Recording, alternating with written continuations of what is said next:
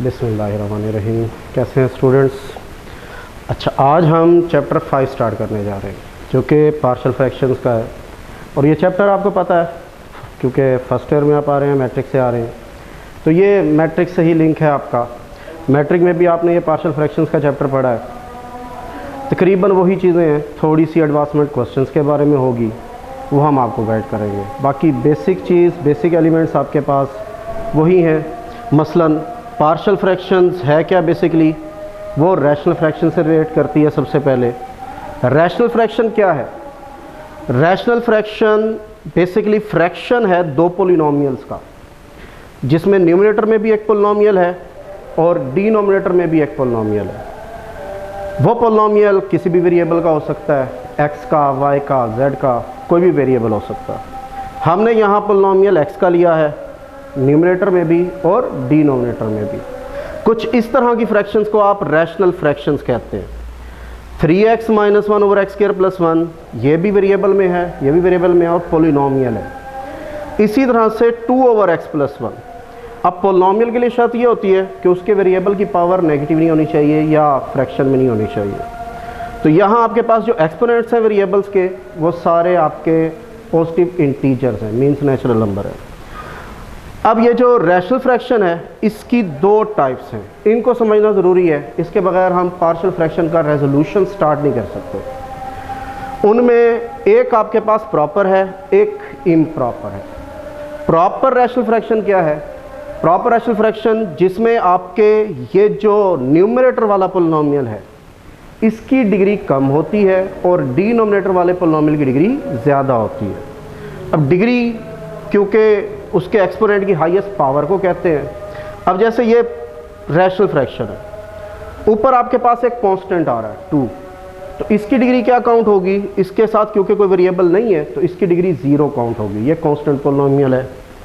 जो कि बटा के नीचे है वो x + 1 फ्रैक्शन है, उसका आपके पास जो डिग्री बनेगी वो 1 बनेगी। तो इस लिहाज से ऊपर वाले की डिग्री 0 है और नीचे वाले की डिग्री 1 है। इसी तरह से इधर इस पोलिनोमियल पे आए, रैशनल फ्रैक्शन पे आए, तो ऊपर वाले की डिग्री 1 है क्योंकि वहाँ है मैक्सिमम पावर 1 है, और यहाँ नीचे वाले की मैक्सिमम पावर 2 है, तो नीचे वाले की डिग्री 2 है और ऊपर वाले की डिग्री 1 है। तो इस तरह की आपको रैशनल फ्रैक्शंस मिलती हैं। उनमें से एक को हम प्रॉपर कह देते हैं, कुछ तरह को हम इम्प्रॉपर कह देते हैं। अब प्रॉपर कौन सी होंगी? ये जो पोलिनोमियल न्यूमरेटर में आ रहा है, इसकी डिग्री लेस होनी चाहिए इस नीचे वाले से। मतलब हम ये कह सकते हैं डिग्री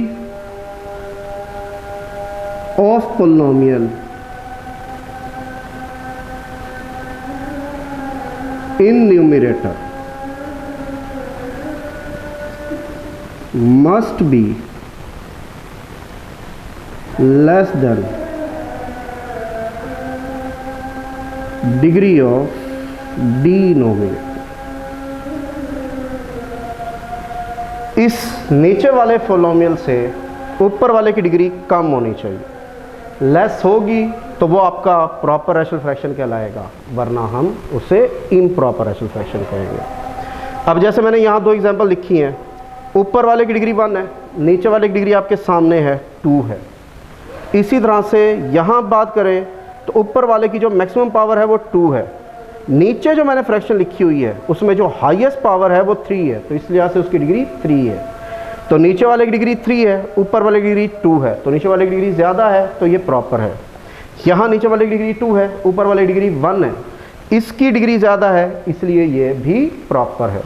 तो अगर डिनोमिनेटर की डिग्री न्यूमरेटर की डिग्री से ग्रेटर है, डिनोमिनेटर की ज़्यादा होनी चाहिए और न्यूमरेटर की लेस होनी चाहिए, तब हम इसे प्रॉपर रैशनल फ्रैक्शन कहेंगे। अदरवाइज वो इम्प्रॉपर होगा। जैसे ही मैंने आपके सामने ये दो एग्जांपल लिखी हैं, अब इसकी डिग्री ऊपर वाले की वो क्या है? 1 है, और नीचे वाला क्या है? x + 1, उसकी भी डिग्री अपेरेंटली क्या नज़र आ रही है? 1 नज़र आ रही है। तो न्यूमरेटर और डिनोमिनेटर दोनों की डिग्री सेम नज़र आ रही है। मतलब ये वाली कंडीशन पूरी नहीं हो रही जो हमने यहाँ कही थी। हमने कहा था न्यूमरेटर की डिग्री ज़्यादा होनी चाहिए, यहाँ न्यूमरेटर की डिग्री ज़्यादा नहीं है। तो जहाँ न्यूमरेटर की डिग्री ज़्यादा नहीं है, चाहे बराबर है तब भी वो इम्प्रॉपर है, या इस केस पे आ जाए यहाँ ऊपर वाली डिग्री 3 है और नीचे वाले की डिग्री क्या है 2 है। तो ये दो तरह की चीज़ें आपके पास हो सकती हैं। अगर ऊपर नीचे वाले न्यूमरेटर और डिनोमिनेटर दोनों की डिग्री बराबर आ जाए तो फिर वो इम्प्रॉपर, ऊपर वाले की डिग्री ग्रेटर आ जाए तब भी वो इम्प्रॉपर। प्रॉपर सिर्फ एक ही सूरत में होगा, जब न्यूमरेटर की डिग्री डिनोमिनेटर की डिग्री से लेस होगी। तो ये दो तरह की हमें फ्रैक्शंस मिलती हैं, जो भी रैशनल फ्रैक्शन होती हैं, या वो प्रॉपर होंगी या वो इम्प्रॉपर होंगी। हमारा क्योंकि काम यहाँ एक रैशनल फ्रैक्शन को रिजॉल्व करके उसकी रेजोल्यूशन करते हैं, एक रैशनल फ्रैक्शन को हम दो या दो से ज़्यादा पार्शियल फ्रैक्शंस में कन्वर्ट करते हैं, इसलिए उस रैशनल फ्रैक्शन की पहले हमें कंडीशन जानना ज़रूरी है, प्रॉपर होगी या इम्प्रॉपर होगी। प्रॉपर होगी तो हम अपना रेजोल्यूशन स्टार्ट कर सकते हैं एक दो मेन पॉइंट्स पे गौर करके। अगर इम्प्रॉपर है तो हमें थोड़ा सा वे उसके लिए चेंज करना पड़ता है। फॉर एग्जांपल मैंने यहाँ पहले रैशनल फ्रैक्शन से जो कि प्रॉपर है उससे स्टार्ट किया। ये आपका 5.1 का एक्सरसाइज का क्वेश्चन नंबर 1 है। इसमें आपके सामने है 1/x² - 1। ऊपर क्या आ रहा है, न्यूमरेटर में 1 आ रहा है, नीचे डिनोमिनेटर में क्या आ रहा है, x² - 1 आ रहा है। तो ऊपर वाला क्योंकि कांस्टेंट पोलिनोमियल है, जैसे भी वहां एक्सप्लेन किया आपको, तो ऊपर वाले की डिग्री आपके पास क्या हो गई, 0 हो गई, जबकि नीचे वाला x² - 1 है। x² - 1 मीन्स उसकी जो हाईएस्ट पावर है वो 2 है। हाईएस्ट पावर 2 है तो एक्सपोनेंट 2 है, एक्सपोनेंट 2 है तो इट मीन्स उसकी डिग्री 2 है। तो इट मीन्स डिनोमिनेटर की डिग्री ज़्यादा है और न्यूमरेटर की डिग्री कम है। तो जहां हमने वहां प्रॉपर फ्रैक्शन के लिए कंडीशन लिखी है कि degree of denominator must be greater than degree of numerator, तो यहाँ डिनोमिनेटर की डिग्री ग्रेटर है और न्यूमरेटर की डिग्री लेस है। तो इस लिहाज से ये क्या हुआ, आपका प्रॉपर रैशनल फ्रैक्शन हो गई। अब जब ये प्रॉपर रैशनल फ्रैक्शन होती है तो हमारा काम स्टार्ट हो जाता है, हम रेजोल्यूशन की तरफ चले जाते हैं। जब हम बाकायदा प्रॉपर फ्रैक्शन से स्टार्ट होते हैं, रेजोल्यूशन पे आते हैं, तो सबसे पहला पॉइंट हमने ये देखना होता है कि जो हमारा डिनोमिनेटर है वो कंप्लीटली फैक्टराइज हो। कंप्लीटली फैक्टराइज्ड का मतलब है अगर वो क्वाड्रेटिक है उसके फैक्टर बनाएं, क्यूबिक है उसके फैक्टर बनाएं, वो अपनी लीस्ट कंडीशन में होना चाहिए। अब जैसे यहाँ मेरे पास है x² - 1, ये लीस्ट कंडीशन नहीं है। x² - 1 के आपको पता है फैक्टर बन सकते हैं एज ये a² - b² की कंडीशन का है। तो a² - b² के आपको पता है आप दो टुकड़े बना सकते हैं, a - b और a + b। तो यहां भी हम यही करेंगे। आपके पास x² - 1 है, पहले हम इसे फैक्टराइज करेंगे, x² - 1 से x + 1 और x - 1। इतना याद रखिएगा, जब तक आप डिनोमिनेटर को फैक्टराइज नहीं करेंगे आप पार्शियल फ्रैक्शन की रेजोल्यूशन स्टार्ट नहीं कर सकते, करेंगे ही नहीं, इम्पॉसिबल है। अगर आप स्टार्ट करेंगे तो आप गलत आंसर्स की तरफ जाएंगे। रूल्स फॉलो करना ज़रूरी होता है। तो यहाँ आपके पास जो रूल है, सबसे पहले तो वो प्रॉपर होनी चाहिए। सेकेंडली, अगर प्रॉपर है तो क्या उसका डिनोमिनेटर फैक्टराइज्ड है या नहीं है। तो यहाँ मेरे पास इसका डिनोमिनेटर फैक्टराइज नहीं था, मैंने पहले इसे फैक्टराइज किया, ये x² - 1 है तो इसे x + 1 और x - 1 बनाया। तो इस लिहाज से ये जो 1/x² - 1 मुझे क्वेश्चन दिया गया था वो चेंज हो गया, वो अब आपके पास आ गया 1/x + 1 और x - 1। अब ये जो फैक्टराइज किया है वो आपके काम आएगा, वो आपको फायदा दे रहा है, वो आपको बता रहा है। क्या बता रहा है, कितने फैक्टर बने आपके पास, यहाँ 2 फैक्टर बने हैं। तो वो जो आपकी पार्शियल फ्रैक्शंस बनेंगी वो भी कितनी बनेंगी, 2 बनेंगी, क्योंकि partial fraction basically rational fraction जैसी ही फ्रैक्शंस होती हैं लेकिन उससे कम होती हैं, छोटी होती हैं। तो एक आपकी रैशनल फ्रैक्शन से कितनी पार्शियल फ्रैक्शन बन सकती हैं उसके लिए आप डिनोमिनेटर के इन फैक्टर्स पर डिपेंडेंट होते हो। तो अगर आप पहले फैक्टराइज कर लेंगे तो आपको क्लियरली आइडिया हो जाएगा। पहले बताया ये रूल्स के लिहाज से चलते हैं, तो रूल्स इसीलिए फॉलो किए गए हैं, रूल्स इसीलिए अडॉप्ट किए गए हैं कि आपकी हेल्प आउट कर सके, आपको चीज़ों को आसानी से सॉल्व करने में। ये ना हो कि आप क्वेश्चन स्टार्ट कर दें, बाद में जाके आपको कहीं फंस जाए, आपके प्रॉब्लम हो जाए, फिर कहें नहीं जी क्वेश्चन स्टार्ट कर। तो 2-4 रूल्स पहले बता दिए जाते हैं इसलिए, ताकि आप अगर उन रूल्स के तहत चलेंगे तो क्वेश्चन आपको आगे कहीं तंग नहीं करेंगे, डिस्टर्ब नहीं करेंगे। तो इसी लिहाज से पहला रूल प्रॉपर रैशनल फ्रैक्शन का था, वो हमने देख लिया, हाँ जी प्रॉपर है। फिर उसके बाद हम जब इसके फैक्टराइज कर गए तो आगे हमें आसानी हो गई, हमें पता लग गया हमने इसके कितने टुकड़े बनाने हैं। तो ये एक रैशनल फ्रैक्शन है, हमने इसके 2 टुकड़े बनाने हैं क्योंकि इसके फैक्टर आपके पास 2 बने हैं, एक x+1 और एक x-1। तो आपकी जो रेजोल्यूशन में फैक्टर्स आएंगे, रैशनल फ्रैक्शंस आएंगी, पार्शियल फ्रैक्शंस आएंगी, वो भी 2 आएंगी, एक a/x+1, दूसरा b/x-1। अब ये a और b क्या है? a और b हमारे वेरिएबल्स हैं, क्योंकि इतना तो मुझे यहाँ से पता चल गया कि मेरे 2 फैक्टर्स हैं तो मेरी 2 फ्रैक्शंस बनेंगी, लेकिन मुझे ये नहीं पता x+1 के ऊपर क्या आएगा और x-1 के ऊपर क्या आएगा। क्योंकि जब आप किसी नंबर की बात करते हैं, लेट्स सपोज मेरे पास है ये 5/7, मेरी मर्जी है, ये नंबर्स हैं, मैं इसे 3/7 और 4/7 लिख सकता हूँ, क्योंकि मुझे 3/7 और 2/7 लिख सकता हूँ। अगर 3/7 और 2/7 लिखूंगा, एलसीएम लूंगा, तो बारह मुझे पता है 3 और 2 5 आ जाएगा। ये नंबर है, नंबर को ब्रेक करना आसान है। अब जैसे पहले मैंने 4 लिख दिया था, अगर मैं 4 लिखता हूँ तो 3 + 4 7 आएगा, जबकि ये 5 है। तो ये कॉमन सेंस की चीज़ें ये क्लियरली नज़र आ जाती है, लेकिन क्योंकि वेरिएबल है, वेरिएबल में कंडीशंस कुछ और हो जाती हैं। वेरिएबल में ये कुछ और नंबर है, वो कुछ और नंबर है, मैं दोनों तरफ एक नंबर नहीं लिख सकता। अगर मैं x+1 दोनों तरफ लिखूंगा तो दोबारा मुझे x+1 x-1 नहीं मिलेगा। फिर ये 2 अलग अलग फैक्टर है, तो मुझे नहीं पता ऊपर इनका एलसीएम लेने से क्या चीज़ बननी है। तो फिलहाल ऊपर वाली रकम आपके पास ये अननोन है, इन्हें हम वेरिएबल्स कहते हैं। ये आपके पास अननोन एलिमेंट्स हैं, इन्हीं को हमने फाइंड करना है। इसी के लिए ये पूरा रेजोल्यूशन का अमल चलता है। तो हम इनिशियली उनको कोई भी वेरिएबल के नाम से चला सकते हैं। तो जो नॉर्मली हम चलते हैं वो कैपिटल ABC, क्योंकि वेरिएबल्स हम नॉर्मली लेते हैं XYZ। यहाँ क्योंकि पोलिनोमियल ऑलरेडी XYZ की शक्ल में होते हैं, कहीं x कहीं y कहीं z, तो हम उनसे डिफरेंट वेरिएबल्स लेते हैं। तो हमने यहाँ वेरिएबल्स लिए हैं A और B। आप B और C भी ले सकते हैं, C और D, ज़रूरी नहीं है कि आप A से स्टार्ट करें। मैंने यहाँ पहला वेरिएबल आपके पास A लिखा, दूसरा वेरिएबल B लिखा, तो ये एक फ्रैक्शन बन गई A/x+1, दूसरी बन गई B/x-1। अब मेरा प्रोसीजर स्टार्ट हो जाएगा। मुझे पता तो लग गया कि मेरी 2 फ्रैक्शंस आनी है, लेकिन उन 2 फ्रैक्शंस के बटा के ऊपर नंबर कौन सा आएगा रिमीटर में, ये पता नहीं है। वो पता करने के लिए हमारा ये सारा प्रोसीजर रेजोल्यूशन का कहलाता है। क्या करेंगे, पहले तो अगर आपको A और B ढूंढना है तो पहले तो ये फ्रैक्शन में बटा जो है ये ख़त्म करें। आपको पता है बटा में रकमें हो तो हमें सॉल्व करना मुश्किल हो जाता है, तो सबसे पहले हम इस बटा से जान छुड़ाते हैं, ताकि एक बार ये बटा ख़त्म हो जाए, फिर हम ढूंढ लेंगे कि A क्या होना चाहिए और B क्या होना चाहिए। तो उसके लिए बेहतर तरीका ये होता है कि बटा के नीचे जो सबसे बड़ी रकम होती है उसी से मल्टीप्लाई कर दे, ताकि वो हर किसी से कैंसिल हो जाए, जिसे हम जबान में एलसीएम कहते हैं। यहाँ लेफ्ट हैंड साइड पर जो x+1 x-1 है, वही राइट हैंड साइड का एलसीएम बनता है। तो ये x+1 है, ये x-1 है, मैंने x+1 और x-1 से बोथ साइड्स को मल्टीप्लाई कर दिया। यहाँ भी मल्टीप्लाई करूँगा, x+1 x-1 कैंसिल हो जाएगा, वो क्या बचेगा 1। यहाँ भी x+1 और x-1 दोनों से मल्टीप्लाई करेंगे, ये x+1 है, ये x+1 है, ये जब इससे मल्टीप्लाई होगा तो x+1 से कैंसिल, तो यहाँ x+1 खत्म हो गया तो क्या बचेगा x-1, ये मैंने x-1 लिख दिया।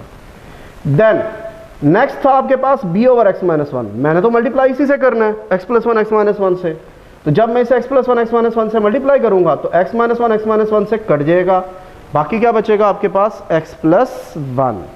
तो आपने 2 रकमों से मल्टीप्लाई किया था, इन दोनों फ्रैक्शन के पास एक एक रकम थी, एक एक एलिमेंट आपके पास रकम कैंसिल हो गया, एक एक रकम उनके पास बच गई।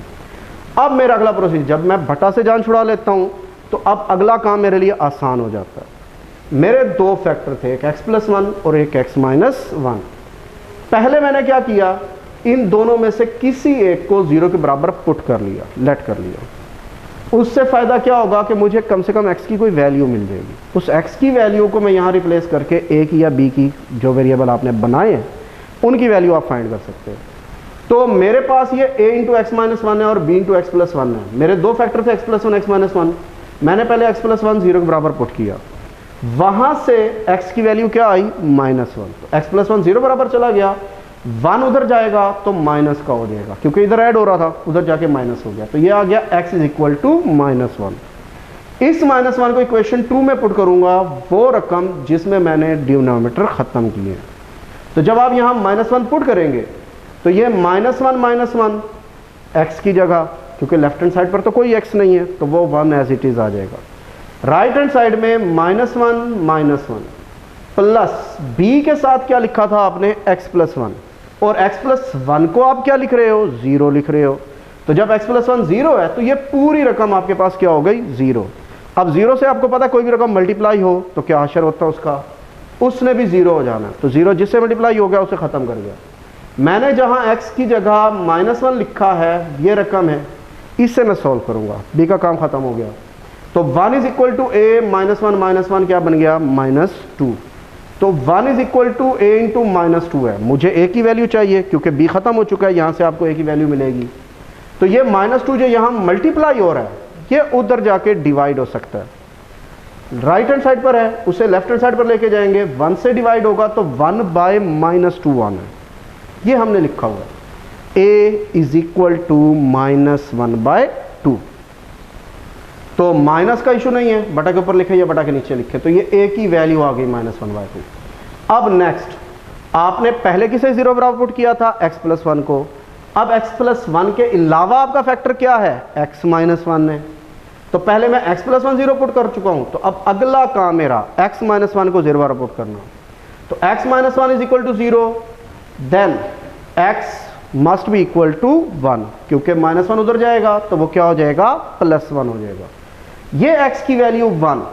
अब ये वापस हमने वहां इक्वेशन 2 में लाके पुट करना है जहां पहले पुट किया था। तो 1, ये a के साथ क्या आ रहा है, x-1, ये यहां आ गया क्योंकि हम x-1 0 पुट कर रहे हैं। तो x-1 की जगह इस बार क्या आ जाएगा, 0। पिछली बार b के साथ 0 आया था, इस बार a के साथ क्या आ रहा है, 0 आ रहा है। तो a उड़ जाएगा। b के साथ क्या आ रहा है, x+1, हमने x-1 0 पुट की है, तो x की वैल्यू +1 यहाँ b के साथ रिप्लेस होगी। तो ये आ जाएगा b × 1 + 1। तो 1 + 1 कितना होता है, 2 होता है। तो ये b के साथ क्या आ गया, 2 मल्टीप्लाई हो रहा है। ये जो a था ये मैंने ख़त्म कर दिया क्योंकि 0 से मल्टीप्लाई हो रहा है, ख़त्म हो गया। तो 1 = b × 2। तो ये 2 जो यहाँ मल्टीप्लाई हो रहा है, अब वो लेफ्ट हैंड साइड पे आके डिवाइड होगा। तो जब ये डिवाइड होगा 2, तो b की वैल्यू क्या आ जाएगी, 1/2। a की वैल्यू आ गई -1/2, b की वैल्यू आ गई 1/2। तो a और b की वैल्यूज आपको मिल गई। अब इनको सिंपली रिप्लेस कर दें वापस ला के इक्वेशन 1 में, क्योंकि आपने ये तो पता कर लिया था कि इसके 2 टुकड़े बनने हैं, 2 पार्शियल फ्रैक्शन आनी है, लेकिन a और b की वैल्यू क्या थी वो आपको नहीं पता थी, वो अब आपने फाइंड कर ली। आपको a की वैल्यू मिल गई -1/2, b की वैल्यू मिल गई +1/2। तो इस a और b की वैल्यू को वापस ला के इक्वेशन में रिप्लेस करेंगे, आपकी पार्शियल फ्रैक्शन मुकम्मल हो जाएगी। ये -1/2 x+1, क्योंकि पहली फ्रैक्शन हमने x+1 लिखी थी, उसके ऊपर a था, तो a की वैल्यू -1/2। ये b था, b की वैल्यू क्या फाइंड किया आपने, 1/2। तो ये b की वैल्यू रिप्लेस हो गई, वो a की वैल्यू रिप्लेस हो गई। तो -1/2 ये भी फ्रैक्शन में है, फिर नीचे एक और फ्रैक्शन है, तो डबल फ्रैक्शन लिख सकते हैं। ये डिनोमिनेटर और ये डिनोमिनेटर आपस में मल्टीप्लाई हो जाएगी, क्योंकि आपने a की जगह वैल्यू रिप्लेस की है, तो ये 2 और x+1 मल्टीप्लाई हो जाएगा, तो ये बन जाएगा -1/2 × x+1। इसी तरह से ये 2 डिनोमिनेटर के साथ मल्टीप्लाई हो जाएगा, खुद भी डिनोमिनेटर है, तो दोनों डिनोमिनेटर मल्टीप्लाई हो जाएंगे, 2 × x-1, तो ये 1/2x-1। तो एटलीस्ट अब हमारे पास वो रेजोल्यूशन आ चुका जिसके ज़रिए ये जो 1/x² - 1 था, जिसको हमने बाद में x+1 और x-1 बनाया था, अब उसके आपको 2 पार्शियल फ्रैक्शन मिल गई। ये एक रैशनल फ्रैक्शन थी, ये इसकी 2 पार्शियल फ्रैक्शन बन गई, एक x+1 और एक x-1। अब अगर इसका आप दोबारा एलसीएम लेते हैं तो सिंप्लीफाई होने के बाद ये दोबारा 1/x² - 1 बनेगा। इस जवाब को आप आइडेंटिटी भी कह सकते हैं। वैसे इक्वेशंस 2 तरह की होती हैं, कंडीशनल भी है और आइडेंटिटी भी। ये आइडेंटिटी इस लिहाज से है कि आपके पास लेफ्ट हैंड साइड भी वेरिएबल है, राइट साइड भी वेरिएबल है, आप वेरिएबल की जो मर्जी वैल्यू पुट करोगे ये इक्वालिटी बैलेंस रहेगी, लेफ्ट हैंड साइड और राइट हैंड साइड का जवाब बराबर आएगा। तो हम जितनी भी रैशनल फ्रैक्शंस को रिजॉल्व करते हैं पार्शियल फ्रैक्शंस की शक्ल में, तो इन द एंड जो हमारे पास सोल्यूशन आता है वो हमेशा आइडेंटिटी की शक्ल में आता है। तो ये भी एक आइडिया हो जाता है कि हाँ हमारा जवाब जो है वो ठीक है, या हमने जो काम किया है वो ठीक है। तो हमारे पास 1 over x plus one x minus one की पार्शियल फ्रैक्शंस क्या आई, -1 over 2 into x plus one plus 1 over 2 into x minus one. तो जैसे हमने पहले बात की थी, फ्रैक्शंस दो तरह की हैं, प्रॉपर हैं और इम्प्रॉपर है। यहाँ हमने क्योंकि पहले प्रॉपर सॉल्व की है, प्रॉपर का प्रोसीजर क्या था कि अगर प्रॉपर है तो उसके डिनोमिनेटर को फैक्टराइज करें और आगे एलिमेंट्स में रिप्लेस कर दें। मेरे पास 2 फैक्टर बने थे, मैंने ए और बी बना दिया। अगर मेरे 3 फैक्टर होते तो ए, बी और सी आ सकता था। आपको ए नहीं पसंद, आप बी, सी और डी बना सकते हैं, वेरिएबल्स डिपेंडेंट नहीं है। कोशिश करें कैपिटल, इसको कैपिटल्स में ही रखेंगे आप।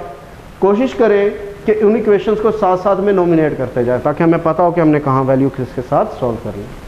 तो आपके पास इस 5.1 में प्रॉपर रैशनल फ्रैक्शन वाले क्वेश्चन भी हैं और इम्प्रॉपर वाले भी हैं। ये जैसे मैंने अभी प्रॉपर का सॉल्व किया है, एक्सरसाइज में आपके पास ये प्रॉपर वाले क्वेश्चंस हैं। पहला, तीसरा, चौथा, पांचवा, छठा है, 10 है और 11 है।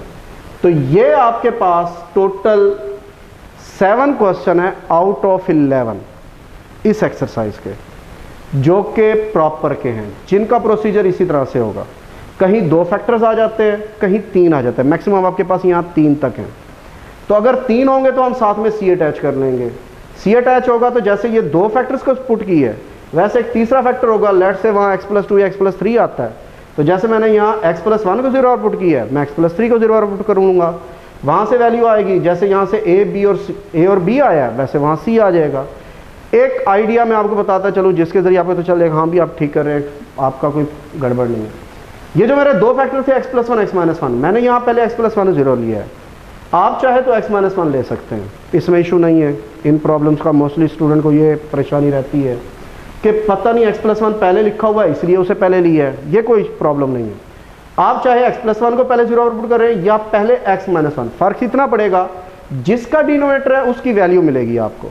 ये a का डिनोमिनेटर था तो a की वैल्यू मिली है। अगर मैं पहले ये पोर्शन सॉल्व करूंगा x-1 तो मुझे a की वैल्यू नहीं मिलेगी, मुझे पहले b की वैल्यू मिलेगी। तो जिसका डिनोमिनेटर पुट करेंगे वैल्यू उसी की आएगी। तो ये एक आपको आइडिया हो जाएगा कि आप ठीक कर रहे हैं। मतलब मैंने x+1 a का फैक्टर लिया था, a का डिनोमिनेटर लिया था, तो मुझे a की वैल्यू मिलनी चाहिए थी, वो मुझे मिली है। अगर मुझे b की वैल्यू यहाँ मिलती, डिनोमिनेटर a का होता, फिर मेरे लिए परेशानी। ये यहाँ आप चेक कर सकते हैं कि सवाल ठीक कर रहे हैं या गलत कर रहे हैं। मैंने जब b का डिनोमिनेटर लिया x-1 तो उससे मुझे वैल्यू b की मिली है। इसी तरह अगर कोई c होगा उसके डिनोमिनेटर के लेंगे तो c की वैल्यू मिलेगी। तो जिसका डिनोमिनेटर है इन लीनियर में आपको उसी की वैल्यू मिलेगी, किसी और की वैल्यू नहीं मिलेगी। तो ये एक आपको आइडिया हो जाता है, क्वेश्चन को देख रहे हैं ठीक है या गलत है।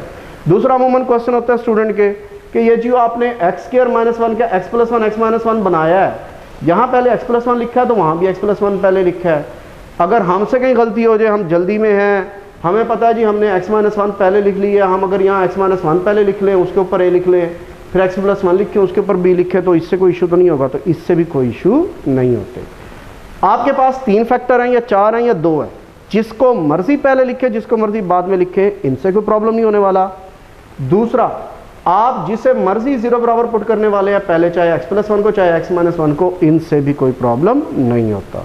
तो ये 2 तरह के जो नॉर्मली कन्फ्यूजन्स होती हैं स्टूडेंट्स के लिहाज से, वो आपकी क्लियर कर रहा हूँ कि ये कन्फ्यूज़न अपने दिमाग से, अपनी कन्फ्यूजन अपने दिमाग से निकाल दें। इस तरह के कोई प्रॉब्लम्स नहीं होते। मैं x+1 पहले लिख के सॉल्व कर रहा हूँ, अगर मैं x-1 पहले लिखूंगा तब भी a और b के आंसर्स इन्हीं के न्यूमरेटर्स के हिसाब से यही होंगे। मतलब अभी x+1 के ऊपर -1/2 आ रहा है, तो अगर मैं x+1 को बाद में लिखता तब भी x+1 के ऊपर -1/2 आता। अभी x-1 के ऊपर 1/2 है, अगर मैं इसे पहले लिखता उसके ऊपर a होता, तो जहाँ a की वैल्यू -1/2 आया वहाँ b की वैल्यू -1/2 आती। जहाँ b की वैल्यू +1/2 आ रही है वहाँ a की वैल्यू, सिर्फ वैल्यूज़ का रिप्लेस होता, बाकी वैल्यूज़ यही आनी थी, इनके अलावा कोई वैल्यूज़ नहीं आ सकती। इन न्यूमरेटर डिनोमिनेटर के हिसाब से न्यूमरेटर आते हैं। x+1 के ऊपर -1/2, x-1 के ऊपर 1/2। तो 3 फैक्टर है तो 3 बनेंगे, 4 हैं तो 4 बनेंगे। तो ये जो फैक्टराइज करेंगे वो आपको आइडिया देंगे कि आपने कितने बनाने। Okay, thank you.